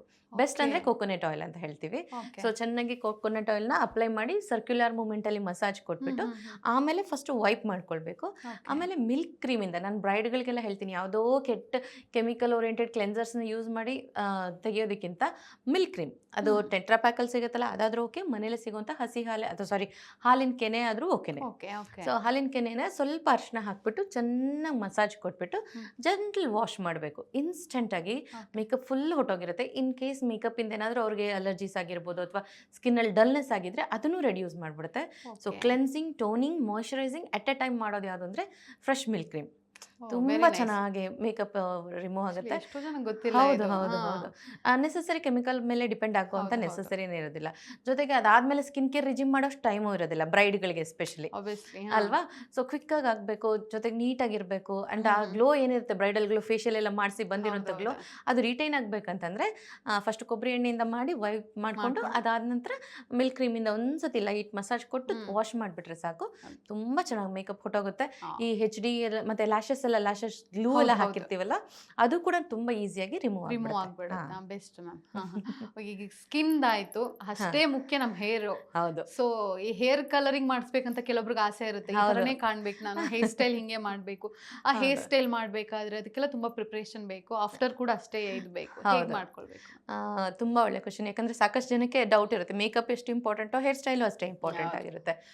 ನಾನೊಂದು ರಿಕ್ವೆಸ್ಟ್ ಮಾಡೋದೇನಂದ್ರೆ 1 ಡೇಗೋಸ್ಕರ, ಅಂದ್ರೆ ಯಾವತ್ತೋ ಮದುವೆ ಒಂದು ಒಕೇಶನ್ಗೋಸ್ಕರ ಹೇರ್ ಕಲರಿಂಗ್ ಮಾಡಿಸ್ಕೊಳ್ತಾರೆ, ಸ್ಟ್ರೈಟ್ನಿಂಗ್ ಮಾಡಿಸ್ಕೊಂಡ್ಬಿಡ್ತಾರೆ, ಅಥವಾ ಸ್ಮೂತ್ನಿಂಗ್ ಎಲ್ಲ ಮಾಡಿಸಿ ಕೆಮಿಕಲ್ ಅತ್ಯಾಚಾರ ಅಂತಲೇ ಹೇಳ್ಬೋದು ಹೇರ್ಗಾಗುವಂಥದ್ದು. ಸೊ ಅದನ್ನೆಲ್ಲ ಒಂದೇ ಒಂದು ದಿನಕ್ಕೋಸ್ಕರ, ಆಮೇಲೆ ತುಂಬ ದಿವಸ ಅವರು ಅದರಿಂದ ಓವರ್ಕಮ್ ಆಗೋಕ್ಕೂ ಟೈಮ್ ತಗೊಳುತ್ತೆ, ಬೇಜಾರು ಮಾಡ್ಕೊಳ್ತಾರೆ. ಒಂದ್ಸತಿ ಮಾಡಿಸ್ಕೊಂಡಿದ್ದು ಅದು ಹಿಂಗಾಗೋಯ್ತು ಆ ಥರ ಎಲ್ಲ ಅನ್ಕೋತಾರೆ. ಹಾಗೆಲ್ಲ ಮಾಡಿಸ್ಕೊಳ್ಳೋದಕ್ಕಿಂತ ಇವಾಗ ತುಂಬ ಅಡ್ವಾನ್ಸ್ ಟೆಕ್ನಾಲಜೀಸ್ ಇರುತ್ತೆ. ಫಾರ್ ಎಕ್ಸಾಂಪಲ್, ಧಾರೆಯಲ್ಲಿ ಹೇರ್ ಕಲರಿಂಗ್ ಹೈಲೈಟ್ನಿಂಗ್ ಮಾಡ್ಕೊಂಡ್ರೆ ತುಂಬ ಅಕ್ವರ್ಡ್ ಆಗಿ ಕಾಣಿಸ್ತಾ ಇರುತ್ತೆ. ಧಾರೆಯಲ್ಲಿ ನಾವು ತುಂಬ ಟ್ರೆಡಿಷ್ನಲ್ ಆಗಿ ಕಾಣಿಸ್ಬೇಕು. ಸೊ ಅದಕ್ಕೋಸ್ಕರ ನಮ್ಮ ಹೇರ್ನ ಡ್ಯಾಮೇಜ್ ಮಾಡ್ಕೊಳ್ಳೋಂಥ ಅಗತ್ಯ ಇರೋದೇ ಇಲ್ಲ. ಸೊ ನ್ಯಾಚುರಲ್ ಹೇರ್ನ ನ್ಯಾಚುರಲ್ ಆಗಿ ಕ್ಯಾರಿ ಮಾಡೋದು ಒಳ್ಳೇದು. ಆಮೇಲೆ ಕಲರಿಂಗೋಸ್ಕರ ಅಂದರೆ ಒಂದು ರಿಸೆಪ್ಷನ್ಗೋಸ್ಕರ ಕಲರಿಂಗ್ ಮಾಡಿಸ್ಕೊಳ್ಳೋ ಬದಲು ತುಂಬ ಒಳ್ಳೊಳ್ಳೆ ಹೇರ್ ಎಕ್ಸ್ಟೆನ್ಷನ್ಸ್ಗಳು ಬಂದಿದೆ ಇವಾಗ. ಸೊ ಅದ್ರಲ್ಲಿ ಕರ್ಲೀಸ್ ಅಂದರೆ ಸ್ಟ್ರೈಟ್ನಿಂಗ್, ಕರ್ಲಿ ಯಾವ ಥರದ್ದು ಬೇಕಾದ್ರೂ ಬಂದಿರುತ್ತೆ. ಯಾವ ಮೇಕಪ್ ಆರ್ಟಿಸ್ಟ್ನ ಹೈರ್ ಮಾಡ್ಕೊಳ್ತಾರೆ ಅನ್ನೋದ್ರ ಮೇಲೆ ಡಿಪೆಂಡ್ ಆಗಿರುತ್ತೆ. ಸೊ ಒಂದು ಒಳ್ಳೆ ಮೇಕಪ್ ಆರ್ಟಿಸ್ಟ್ ಅಥವಾ ಹೇರ್ ಸ್ಟೈಲಿಸ್ಟ್ನ ಹೈರ್ ಮಾಡ್ಕೊಂಡಾಗ ನಾನು ಒನ್ ಡೇಗೋಸ್ಕರ ಹೇರ್ನ ಡ್ಯಾಮೇಜ್ ಮಾಡೋ ಬದಲು ಈ ಥರ ಅಡಾಪ್ಟ್ ಮಾಡ್ಕೊಳ್ಳೋದ್ರಲ್ಲಿ ತಪ್ಪೇನಿಲ್ಲ ಅಲ್ವಾ? ಸೊ ಒನ್ ಡೇ ಕಲರ್ ಯಾವ ಕಲರ್ ಬೇಕೋ ಆ ಕಲರ್ ಎಕ್ಸ್ಟೆನ್ಷನ್ ಹಾಕೊಳ್ಳೋದು, ಸೊ ಒಂದಷ್ಟು ಫೋಟೋಸ್ ತಗೊಳ್ಳೋದು, ವಿಡಿಯೋಸ್ ಮಾಡ್ಕೊಳ್ಳೋದು, ಫ್ಲಾಂಟ್ ಮಾಡೋದು. ನೆಕ್ಸ್ಟ್ ಡೇ ನಾನು ಒರಿಜಿನಲ್ ಹೇರ್ ಅಲ್ಲಿ ಇದ್ದೀನಿ, ನನ್ನ ಹೇರ್ ತುಂಬಾ ಚೆನ್ನಾಗಿದೆ, ಹೆಲ್ದಿ ಅನ್ನೋ ಖುಷಿ ಇರುತ್ತಲ್ವಾ. ಹಾಗಾಗಿ ಹೇರ್ ಎಕ್ಸ್ಟೆನ್ಷನ್ ಸಿಗುತ್ತೆ. ಇವಾಗ ಪ್ಯಾಚಸ್ ಅಂತ ಕೂಡ ಸಿಗುತ್ತೆ, ಬರೀ ಫ್ರಂಟ್ ಮಾತ್ರ ಅಥವಾ ಚಿಕ್ಕ ಚಿಕ್ಕ ಪ್ಯಾಚಸ್ ಅಂತ ಸಿಗುತ್ತೆ. ಸೊ ಒಂದು ಸ್ಟ್ರ್ಯಾಂಡ್ ಮಾತ್ರ ಸಾಕು ಅಂದ್ರೆ ಅಷ್ಟಕ್ಕೂ ಇರುತ್ತೆ. ಸೊ ಟೆಕ್ನಾಲಜಿ ಅಷ್ಟೊಂದು ಮುಂದುವರೆದಿದ್ದಾಗ ನಮ್ಗೆ ಈಸಿಲಿ ಟೂಲ್ಸ್ ಎಲ್ಲ ಅವೈಲಬಲ್ ಇರುವಾಗ ಅದನ್ನ ಅಡಾಪ್ಟ್ ಮಾಡ್ಕೊಳ್ಳೋದು ಬೆಟರ್ ಇರುತ್ತೆ. ಒಂದೇ ಒಂದು ದಿವಸಕ್ಕೋಸ್ಕರ ಕೆಲವರಿಗೆ ಕ್ರಿಂಪಿಂಗ್ ಮತ್ತೆ ಈ ಕರ್ಲಿಂಗ್, ಸ್ಟ್ರೈಟ್ನಿಂಗ್ ಎಲ್ಲ ಮಾಡಿದಾಗ ಇಮಿಡಿಯೇಟ್ ಆಗಿ ವಿತಿನ್ 2 days ಅಲ್ಲಿ ಅದು ಹೇರ್ ಸ್ಪ್ಲಿಟ್ ಆಗುವಂತ ಚಾನ್ಸಸ್ ಇರುತ್ತೆ. ಕೆಲವ್ರಿಗೆ ಅದು ಆ ಹೀಟ್ ರೆಸಿಸ್ಟೆನ್ಸ್ ಇರಲ್ಲ ಹೇರ್ ಅಲ್ಲಿ, ಆವಾಗ ತುಂಬಾ ಬ್ರಿಟಲ್ನೆಸ್ ಎಲ್ಲ ಆಗುವಂತ ಚಾನ್ಸಸ್ ಇರುತ್ತೆ. ಸೊ ನಾನೇನ್ ಮಾಡ್ತೀನಿ ಅಂದ್ರೆ ಆದಷ್ಟು ನಾನು ಕ್ರಿಂಪಿಂಗ್ ಮಾಡೋದೇ ಇಲ್ಲ, ಮತ್ತೆ ಕರ್ಲ್ಸ್ ಅಷ್ಟೇ ತುಂಬಾ ಹೀಟ್ ಕರ್ಲ್ಸ್ ಎಲ್ಲ ಮಾಡೋದಕ್ಕೆ ಹೋಗಲ್ಲ. ಎಕ್ಸ್ಟೆನ್ಷನ್ಸ್ ಇರುವಾಗ ಯಾಕೆ ಅದನ್ನ ಅಡಾಪ್ಟ್ ಮಾಡ್ಕೊಳ್ಳೋದು? ನ್ಯಾಚುರಲ್ ಹೇರ್ನ ಫ್ಲಾಂಟ್ ಮಾಡಿಸ್ತಾ ಇರ್ತೀವಿ, ಬಟ್ ಆ ಸಣ್ಣ ಸ್ಟ್ಯಾಂಡ್ಸ್ಗಳನ್ನೆಲ್ಲ ಎಕ್ಸ್ಟೆನ್ಷನ್ ಹಾಕಿ ಮಾಡೋದು ಬೆಟರ್ ಇರುತ್ತೆ. ಒನ್ ಡೇಗೋಸ್ಕರ ಪಾರ್ಲರ್ಗಳಿಗೆ ಹೋಗಿ ಕಲರಿಂಗ್ ಮಾಡಿಸ್ಕೊಳ್ಳೋದು ಆದಷ್ಟು ಅವಾಯ್ಡ್ ಮಾಡಿದ್ರೆ ಬೆಟರ್. ಯಾಕಂದ್ರೆ ಈಗ ನಿಮ್ಮ ಮಾತು ಕೇಳಿದ ಕೆಲವೊಬ್ರು ಮಾಡ್ಬಿಟ್ಟಿದ್ದಾರೆ ಮ್ಯಾಮ್, ಅವ್ರಿಗೇನು ಅಂದ್ರೆ ಹೇಗೆ ನಾವು ಬ್ಯಾಕ್ ಬರ್ಲಿಕ್ಕೆ ಕಲರಿಂಗ್ ಮಾಡಿಸ್ಕೊಂಡಿರೋಂಥವ್ರಿಗಲ್ವಾ. ಒಂದು ಕಲರಿಂಗ್ ಮಾಡಿಸೋದ್ರಿಂದ ಏನಾಗುತ್ತೆ ಅಂದ್ರೆ next growth up to 70% grey hair ಆಗ್ಬಿಡುತ್ತೆ, ಬಿಳಿ ಕೂದಲಾಗ್ಬಿಡುತ್ತೆ. ಈ ಹೈಲೈಟ್ನಿಂಗ್ ಅಂತೆಲ್ಲ ಮಾಡಿಸ್ತಾರಲ್ಲ, ಅಥವಾ ನೀವು ಗ್ಲೋಬಲ್ ಕಲರಿಂಗ್ ಮಾಡಿಸ್ಕೊಂಡ್ರು ಅಷ್ಟೇ ಚಾನ್ಸಸ್ ಆಫ್ ಗ್ರೇ ಹೇರ್ ತುಂಬಾ ಜಾಸ್ತಿ ಇರುತ್ತೆ. ಫ್ಯಾಷನಬಲ್ ಆಗಿರ್ಬೇಕು, ಗ್ರೇ ಹೇರ್ ಇಲ್ಲದೆ ಇದ್ರೂ ಫ್ಯಾಷನಬಲ್ ಆಗಿರಬೇಕು ಅಂತ ಕಲರಿಂಗ್ ಮಾಡಿಸ್ಬಿಟ್ರೆ ಅದು ನೆಕ್ಸ್ಟ್ ಅದು ಗ್ರೇ ಹೇರ್ ಬರೋವಂಥ ಚಾನ್ಸಸ್ ತುಂಬ ಜಾಸ್ತಿ ಇರುತ್ತೆ. ಸೊ ಹಾಗಾಗಿ ಆಲ್ರೆಡಿ ಮಾಡಿಸ್ಬಿಟ್ಟಿರೋ ಅಂಥವ್ರಿಗೆ ಏನು ಮಾಡ್ಬೋದು ಅಂತಂದರೆ, ಫಸ್ಟು ಕೆಮಿಕಲ್ ಅಲ್ಲಿಂದ ಆಗಿರೋಂಥ ಸಿಂಪ್ಟಮ್ನ ವಿಡ್ರಾ ಮಾಡಬೇಕು. ಸೊ ಅದಕ್ಕೂ ವಾಪಸ್ ನಾವು ಆಯುರ್ವೇದದಲ್ಲಿ ಹೋದಾಗ ಇಟ್ಸ್ ವೆರಿ ಈಸಿ, ಅಂದರೆ ತುಂಬ ಈಸಿಯಾಗಿ ಅದನ್ನು ಎಷ್ಟೇ ಡ್ಯಾಮೇಜ್ ಆಗಿದ್ರು ಅದನ್ನು ಅಮೋನಿಯಾಯಿಂದ ಡ್ಯಾಮೇಜ್ ಆಗಿರುತ್ತಲ್ಲ ಅದನ್ನು ರೆಡ್ಯೂಸ್ ಮಾಡ್ಕೊಳ್ಳೋದಕ್ಕೆ ಸೇಮ್ ಮಿಲ್ಕ್ ಕ್ರೀಮ್ ಅಥವಾ ಕೋಕೋನಟ್ ಮಿಲ್ಕ್ ಕ್ರೀಮ್ನ ಯೂಸ್ ಮಾಡ್ತೀವಿ.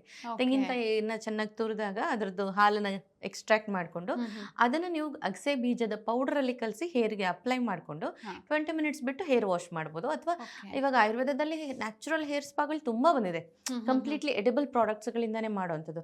ಅದರಲ್ಲಿ one of the best hair pack ಅಂತಂದ್ರೆ ಅಂದ್ರೆ ಕಲರಿಂಗ್ ಮಾಡಿಸಿರೋ ಅಂಥವ್ರಿಗೆ ಅಥವಾ ಸ್ಟ್ರೈಟ್ನಿಂಗ್, ಸ್ಮೂತ್ನಿಂಗ್ ಕೂಡ ಅದನ್ನೇ ವರ್ಕ್ ಆಗುತ್ತೆ.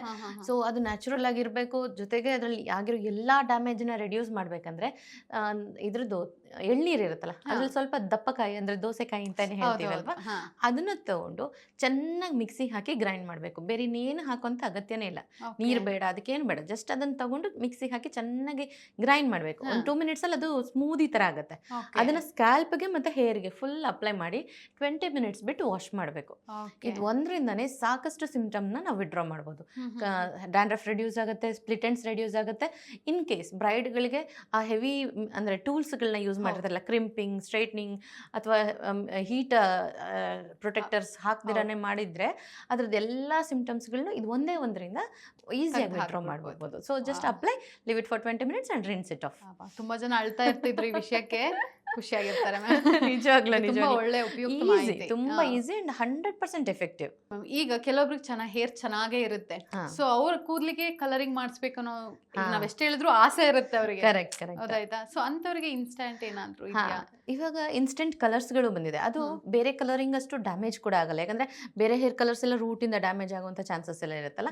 ಸೊ ನಾವೇನ್ ಮಾಡ್ತೀವಿ ಅಂತಂದ್ರೆ ಬ್ರೈಡ್ಗಳಿಗೆ ಧಾರೆಲಂತೂ ಟ್ರೆಡಿಷನಲ್ ಆಗಿರೋದಕ್ಕೆ ಇಷ್ಟಪಡ್ತಾರೆ, ರಿಸೆಪ್ಷನ್ಗೆ ಮಾಡರ್ನ್ ಆಗಿರ್ಬೇಕು, ನಂಗೆ ಹೇರ್ ಎಕ್ಸ್ಟೆನ್ಷನ್ ಬೇಡ ಬೇಡ ಕಲರ್ಡ್ ನನ್ನ ಹೇರ್ಗೆ ಮಾಡಿ ಅಂತ ಅನ್ನೋರ್ಗಾದ್ರೆ ಸ್ಪ್ರೇ ಕಲರ್ಸ್ಗಳು ಬಂದಿದೆ. ಸೊ ಇನ್ಸ್ಟೆಂಟ್ ಸ್ಪ್ರೇ ಕಲರ್ಸ್ ಅಂದ್ರೆ ನೀವು ಯಾವ ಔಟ್ಫಿಟ್ ಹಾಕೊಂಡಿರ್ತೀರೋ ಸೇಮ್ ಕಲರ್ ಅಥವಾ ಕಾಂಟ್ರಾಸ್ಟ್ ಕಲರ್ ಎಲ್ಲ ಹಾಕೊಳ್ಬೋದು. ಕಾಪರ್ ಕಲರ್, ಹೈಲೈಟ್ನಿಂಗ್ ಕಲರ್ ಎಲ್ಲ ಕಲರ್ಸ್ದು ನಿಮಗೆ ಇನ್ಸ್ಟೆಂಟ್ ಕಲರ್ಸ್ಗಳು ಬಂದಿರುತ್ತೆ. ಅದರಿಂದ ಆಲ್ಮೋಸ್ಟ್ 90% ಲೆಸ್ಸರ್ ಡ್ಯಾಮೇಜ್ ಆಗುತ್ತೆ. ಡ್ಯಾಮೇಜ್ ತುಂಬಾ ಕಡಿಮೆ ಆಗುತ್ತೆ ಅದರಿಂದ. ಇದ್ರ ತರ ಅಮೋನಿಯಾ ಎಲ್ಲ ಇರೋದಿಲ್ಲ ಅದರಲ್ಲಿ. ಸೊ ಹೇರ್ ಸ್ಟೈಲ್ ಎಲ್ಲ ಮಾಡಿ ಆದ್ಮೇಲೆ ಕೂಡ ನಾವು ಆ ಕಲರ್ನ ಸ್ಪ್ರೇ ಮಾಡ್ಬೋದು. ಫಾರ್ ಎಕ್ಸಾಂಪಲ್ ಕರ್ಲ್ಸ್ ಎಲ್ಲ ಮಾಡಿರ್ತೀವಿ ಅನ್ಕೊಳ್ಳಿ, ನಂಗೆ ಎಲ್ಲೂ ಹೇರ್ ಕಲರ್ ಬೇಡ, ಬರೀ ಆ ಕರ್ಲ್ಸ್ ಮಾತ್ರ ಹೈಲೈಟ್ ಬೇಕು ಅಂತ ಅನ್ಕೊಂಡ್ರೆ ಜಸ್ಟ್ ಕರ್ಲ್ ಮಾಡಿ ಆದ್ಮೇಲೆ ಅದನ್ನ ಸ್ಪ್ರೇ ಮಾಡ್ಬಿಟ್ರೆ ಸಾಕು, ಇನ್ಸ್ಟೆಂಟ್ ಆಗಿ ಕಲರ್ ಕ್ಯಾಚ್ ಆಗುತ್ತೆ. ಅಂಡ್ ಡ್ರೆಸ್ಗೆಲ್ಲ ಆಗುತ್ತೆ, ಭಯನೂ ಇರೋದಿಲ್ಲ. ಅದು ತುಂಬಾ ಚೆನ್ನಾಗಿರುತ್ತೆ. ನಾವು ಅದನ್ನ ತುಂಬಾ ಯೂಸ್ ಮಾಡ್ತಿರ್ತೀವಿ ಕೂಡ. ಇತ್ತೀಚೆಗೆ ಜನಗಳು ಜಾಸ್ತಿ ಇದನ್ನ ಸೊ ಇವಾಗ ವೈನ್ ಕಲರ್ ಗೌನ್ ಹಾಕೊಂಡಿರ್ತಾರೆ ಅನ್ಕೊಳ್ಳಿ, ವೈನ್ ಕಲರ್ ಹೇರ್ ನ ಹಾಕೋಬಹುದು. ಮತ್ತೆ ನೆಕ್ಸ್ಟ್ ಡೇನೆ ಅವರು ಡ್ರೆಸ್ ಚೇಂಜ್ ಮಾಡಿದ ತಕ್ಷಣ ಕಲರ್ ಚೇಂಜ್ ಮಾಡ್ಕೋಬೇಕಂದ್ರೆ ಜಸ್ಟ್ ವೆಟ್ ವೈಪ್ ಅಲ್ಲಿ ಅದನ್ನ ವೈಪ್ ಮಾಡ್ಬಿಟ್ಟು ಇಮಿಡಿಯೇಟ್ ಕಲರ್ ನ ಚೇಂಜ್ ಮಾಡ್ಕೊಳ್ತಾ ಒಂದ್ ವಾಶ್ ಅಷ್ಟೇ ಇರುತ್ತೆ. ಲಾಂಗ್ ಲಾಸ್ಟಿಂಗ್ ಇರಲ್ಲ, ಅಂದ್ರೆ ತುಂಬಾ ತಿಂಗಳಗಟ್ಲೆ ಎಲ್ಲ ಇರಲ್ಲ. ಜಸ್ಟ್ ಎಲ್ಲರಿಗೂ 2 days ಬೇಕಾಗಿರುತ್ತೆ ಅಷ್ಟೇ. ಸೊ ಒಳ್ಳೊಳ್ಳೆ ಕಂಪನಿದು ಒಳ್ಳೊಳ್ಳೆ ಬ್ರ್ಯಾಂಡಿನ ಹೇರ್ ಸ್ಪ್ರೇಗಳನ್ನ ಇನ್ಸ್ಟೆಂಟ್ ಆಗಿ ಯೂಸ್ ಮಾಡಿದಾಗ ಅವ್ರ ಹೇರ್ ಸ್ಟೈಲ್ಗೆ ಅಕಾರ್ಡಿಂಗ್ಲಿ ನಾವು ಅದನ್ನ ಸ್ಪ್ರೇ ಮಾಡಿದಾಗ ನೋಡೋದಕ್ಕೆ ಕೂಡ ತುಂಬಾ ಚೆನ್ನಾಗಿರುತ್ತೆ. ಹೇರ್ ಡ್ಯಾಮೇಜು ಆಗೋದಿಲ್ಲ, ಜೊತೆಗೆ ಕಾಲಕ್ಕೆ ತಕ್ಕನಾಗ ನಾವು ಚೇಂಜ್ ಆಗ್ತಾ ಇರ್ಬೋದು, ಕಲರ್ನ ಚೇಂಜ್ ಮಾಡ್ತಾ ಇರ್ಬೋದು ಔಟ್ಫಿಟ್ ತಕ್ಕನಾಗೆ. ಆಕ್ಚುಲಿ ಈಗ ಬೆಳೀತಿರೋ ಟೆಕ್ನಾಲಜಿಗೆ ಇದು ಬೆಸ್ಟ್ ಮಾತ್ರ ಅಲ್ವಾ? ಒಳ್ಳೆ ಮಾಹಿತಿ ಮ್ಯಾಮ್. ಈಗ ನೆಕ್ಸ್ಟ್ ಸ್ಕಿನ್ ಆಯ್ತು, ಹೇರ್ ಆಯ್ತು, ಮತ್ತೆ ಈಗ ನಮಗೆ ಬಟ್ಟೆ ಕೂಡ ಅಷ್ಟೇ ಮುಖ್ಯ. ಅದಂತೂ ಗರ್ಲ್ಸ್ಗಂತೂ ಕೇಳೋದು ಬೇಡ, ಅಷ್ಟೇ ಮುಖ್ಯ. ಸೊ ಹೇಗೆ ಚೂಸ್ ಮಾಡ್ಬೇಕು ಬ್ರೈಡಲ್ಸ್? Very good question. ಯಾಕಂದ್ರೆ ತುಂಬಾ ಜನಕ್ಕೆ ಇದು ಡೌಟ್ ಇರುತ್ತೆ, ಮ್ಯಾಚಿಂಗ್ ಹಾಕೊಳ್ಬೇಕಾ, ಕಾಂಟ್ರಾಸ್ಟ್ ಹಾಕೊಳ್ಬೇಕಾ, ಯಾವ ತರ ಹಾಕೊಳ್ಬೇಕು, ಮತ್ತೆ ಸ್ಕಿನ್ ಟೋನ್ಗೆ ಹೆಂಗ್ ಸೂಟ್ ಆಗುವಂತದ್ದು ಮೇಕಪ್ ಅಂದ್ರೆ ಸ್ಯಾರಿ ಅಥವಾ ಔಟ್ಫಿಟ್ಸ್ ನ ಸೆಲೆಕ್ಟ್ ಮಾಡ್ಬೇಕಂತ. ಎಲ್ಲದಕ್ಕಿಂತ ಮೇನ್ ಆಗಿ ಕಲರ್ ವೀಲ್ದು ಸಿಂಪಲ್ ಟೆಕ್ನಿಕ್ ಹೇಳ್ಕೊಡ್ತೀನಿ. So according to the colour wheel, ಈಗ ಡೇ ಮೇಕಪ್ ಅಲ್ಲಿ ಮಾಡ್ಕೊಳ್ತಿದ್ರೆ ಅಂದ್ರೆ ವಾರ್ಮ್ ಕಲರ್ಸ್ ತುಂಬಾ ಚೆನ್ನಾಗಿರುತ್ತೆ. ಫಾರ್ ಎಕ್ಸಾಂಪಲ್ ಯೆಲ್ಲೋ ಅಥವಾ ವಾರ್ಮ್ ರೆಡ್, ಈ ತರದ್ದೆಲ್ಲ ತುಂಬಾ ಚೆನ್ನಾಗಿರುತ್ತೆ.